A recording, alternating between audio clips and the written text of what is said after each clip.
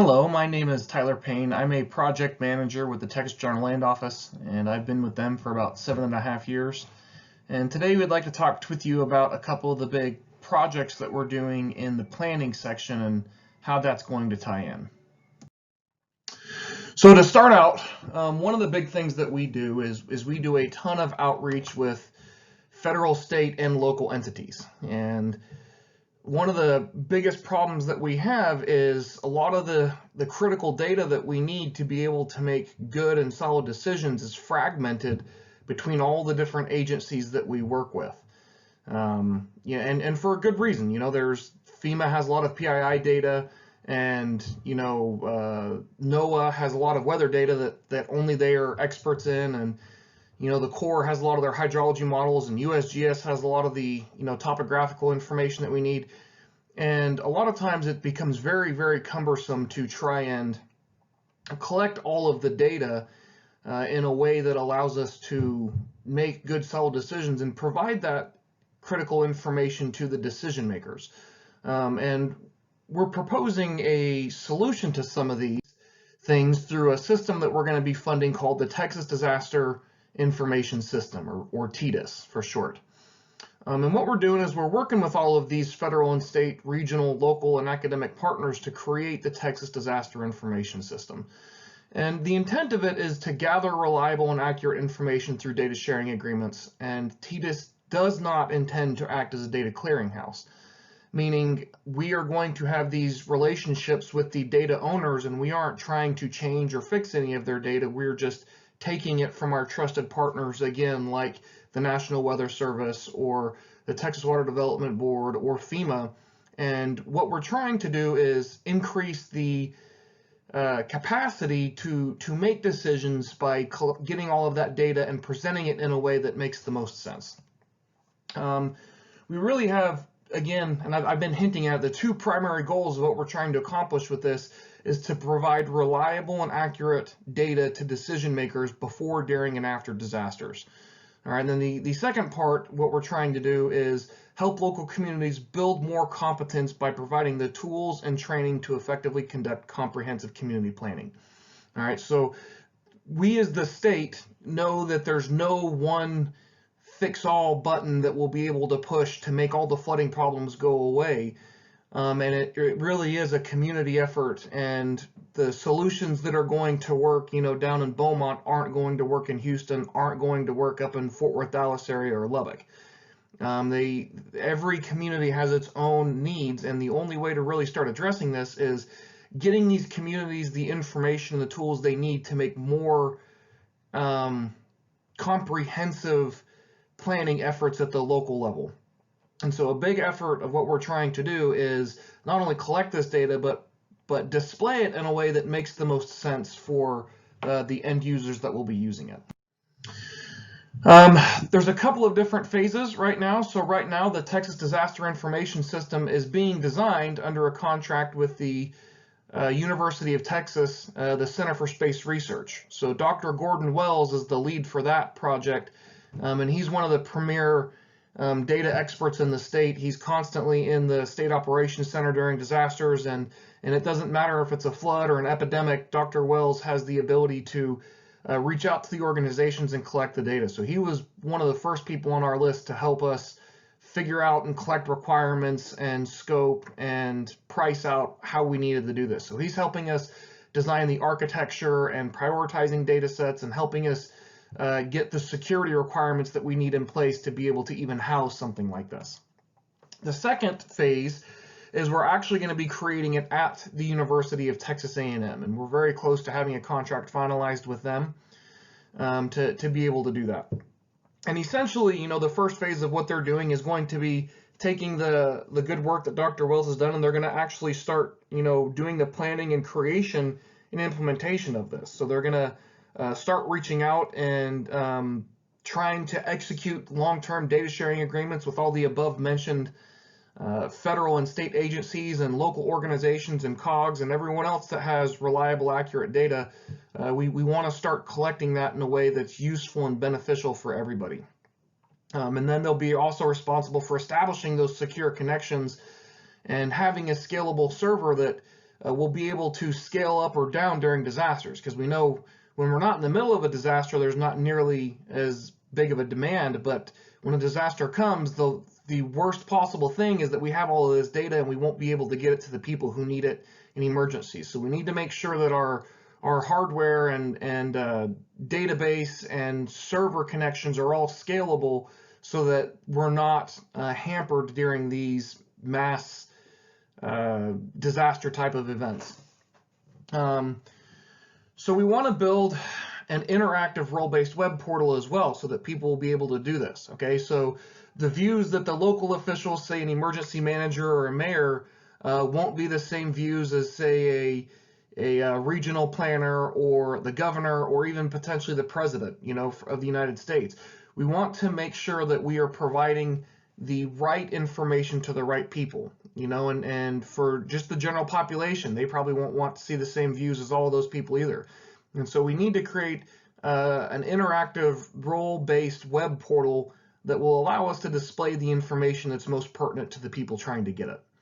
And they're also going to have to plan for the ongoing maintenance and upkeep to make sure this system isn't just one big grant fund, but will continue in perpetuity. So we're working on helping them find a way. We can be the startup and get things started, but in the end, we really want this to be a long-term effort. And we're really excited about our partnerships with both the University of Texas and the University of Texas A&M to get these going. And they'll be reaching out to all sorts of academic institutions, and this is not something they'll be able to do on their own either. So we're really excited about the good work and being able to take the lead and move forward with this information system.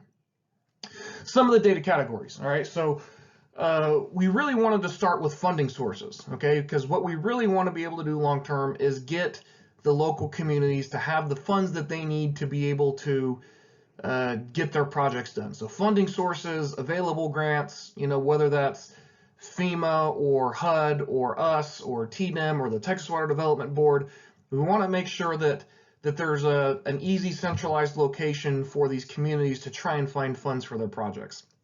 Disaster impacts. All right, we want to know how communities are impacted by disasters. And again, that can be flooding, that can be wildfires, and even with all this COVID stuff going on, we want to know how are our communities impacted by all the things that are going on with all the different disasters. Topography and geological conditions, okay? We absolutely need that, particularly for flooding, to be able to map out where all those conditions are going to go.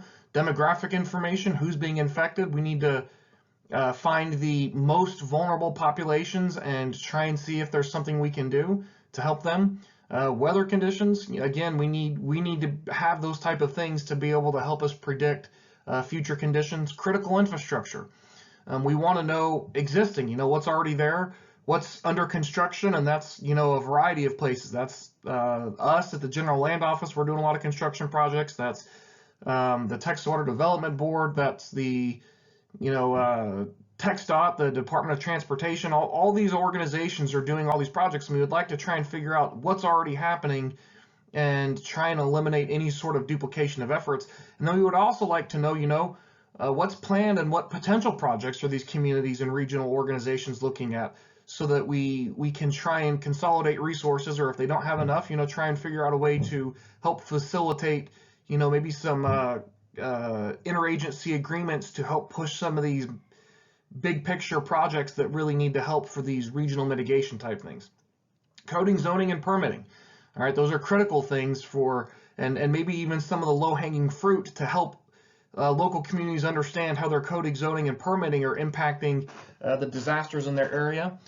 Parcel data is critical to be able to do these type of analysis and understand, who's at risk and where, and how many assets and how many people are at risk, and we'll be able to combine these type of data sets with H&H models to show, the risk. So H&H models by themselves, the hydraulics and hydrology models by themselves will have a really good ability to show where the damage is, but when you combine that with, for example, with parcel data and coding and zoning data and funding sources, now we've got a really powerful tool to help people understand not only here's the risk that is here in your neighborhood, here are the most at-risk homes and neighborhoods, here's some coding and zoning things we could do to help fix this. Here's some infrastructure projects we could do to fix this. Or, here's some funding sources for these local communities to help do it. So trying to be able to tie all these things together and then look at future conditions, through these comprehensive planning efforts to be able to really allow communities to see what the future is going to look like. The web portal, talk about that just real quickly. We want the ability to query and export all the data in accordance with security protocols and laws. All right, so there is the potential to have some PII, and we can't, just allow that information to go out. That there has to be, security in place to make sure that we can't do that. However, all information that is public or not confidential, we would love to release that, appropriately to the community so that they can have the information they need to make decisions. We need to have the ability to validate users and roles and display the data appropriately. So if you're a police chief or a emergency management specialist or someone like that, we're not going to have the same views for them as we will the general population. And we need to be able to, again, display the data so that it makes sense to the people that are trying to use it. And then we need to develop comprehensive community planning platform.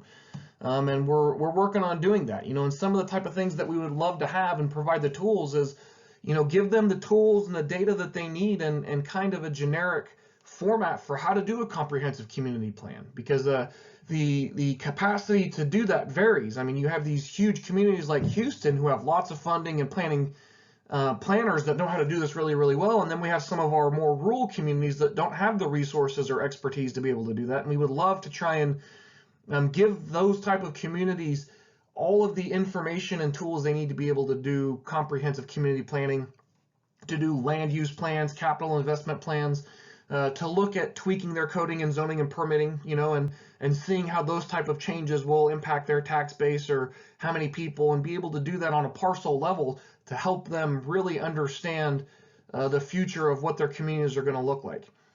Flood mitigation modeling so that they can take steps to do that. Project funding opportunities, buyout acquisition planning, program planners, help them really get to the end users. The audience, the primary stakeholders for are going to be the people who share data with us, right? So all the federal and state agencies, we're going to also, you give us some data, we would love to give it back to you in a more useful format, so it's not going to be a one-way street where you're only giving us data. We would love to help further any research or things that your organization needs as well. But what we're really trying to do is help people make better decisions, okay? And that's everyone from elected officials to local planners to the general population when you're buying a home. We want you to have the information you need to make better decisions with regards to disasters and risk. All right, the next big project that we're funding is the regional flood studies. And this is a 4-year contract that we're currently doing the procurement for. And hopefully we'll have something to announce in the near future about the contractors who are about to be awarded these contracts. But it's a 4-phase study. And the first phase is data collection and local outreach. All right, and what we're going to be doing is, again, collecting all those data categories that we just talked about for TDIS, but at the same time going and doing outreach at the local level with all the different county and city and COG officials, for example, or river authorities, or whoever is making these important decisions. We want to reach out to them and talk to them and find out what's going on and what help they need. All right, once we have that data collected in the outreach, we want to develop the flood models, okay, all these H&H models that are expensive to develop, and we're partnering with the Army Corps and other people to help us make sure we're doing these right. And then we're going to help do the alternatives analysis in phase 3 and cost benefit analysis. So let's look at the different options your community could do. What makes sense for your community? Is it an infrastructure program? Is it a change in coding and zoning? Is there some limited voluntary buyouts that may really, really be helpful and beneficial to your communities to avoid those repetitive flooding losses? And then in the last phase, we're going to make recommendations for all these local communities in this area, and we want to help them get the mitigation funds that they need to be able to do that. All right, and this is going to happen. That purple line is the Harvey designated area, and since this is a Harvey grant, that's the only area that we're allowed to work in for now. And we split that up into 3 regions based on river basins, so we didn't follow any political jurisdictions. This is primarily for flooding concerns, which is why we followed the river basins and not any sort of jurisdictional lines. We need to start looking at these things at a regional level so that we can have regional solutions. And the GLO-CDR, we do have a contract with the Army Corps of Engineers to help us with the technical services, again, to make sure we're on the right track and collecting the right type of information and doing the analysis properly. The future, okay, we haven't determined exactly how all these funds are going to be spent. We just closed a statewide survey. All right, we have mitigation funds, and we're going to have, for planning, we're going to have a $214 million budget. And we have all sorts of comments that we just received that we're shifting through. And this is the area that we'll be able to do. All the counties that are shaded will be eligible for some sort of planning study, and we're looking at how to best do that. And I mean, we're not just doing flooding either. We're looking at economic development, you know, different types of alternative housing, environmental concerns. There's a lot of different planning studies that we have on the table that we're considering doing. So the future is bright, and we have a lot of excellent work to do. Thank you for listening, and we look forward to talking to you in the panel here in a few minutes. Thank you.